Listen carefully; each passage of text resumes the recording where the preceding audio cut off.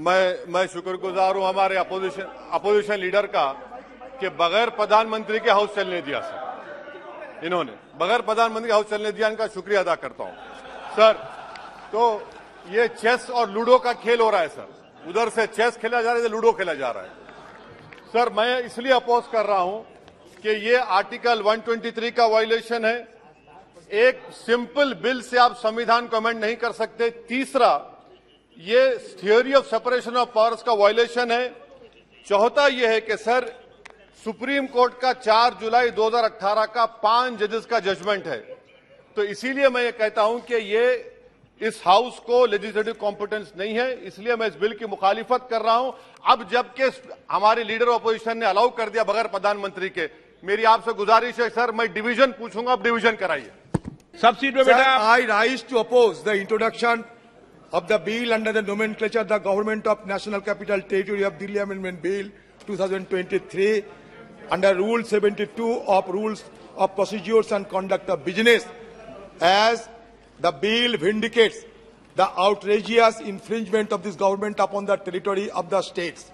It is designed of digging up a graveyard for cooperative federalism. Sir, ये विधायक निर्वाचित दिल्ली विधानसभा से सेवाओं से संबंधित मामलों को कानून बनाने की शक्ति को वापस ले लेता है।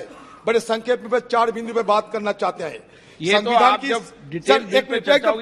पॉइंट पे संविधान की 7वीं अनुसूची के तहत सेवाएं राज्य का विषय है, इसलिए एनसीटी विधानसभा को एनसीटी की सेवाओं से संबंधित सभी विषयों पर बिना किसी गतिरोध अड़चन के कानून पारित करने का अधिकार होना चाहिए था। इस प्रकार यह विधेयक संविधान का स्पष्ट उल्लंघन है, क्योंकि अनुच्छेद 239 के स्पष्ट रूप से दिल्ली विधानसभा को राज्य और समवर्ती सूची में सूचीबद्ध मामले पर कानून बनाने की शक्ति प्रदान करता है। इससे संविधान की अपेक्षा करने और उच्चतम न्यायालय की अनदेखी करने में केंद्र सरकार की दृष्टिकोण को बारे में गंभीर प्रश्न उठता है।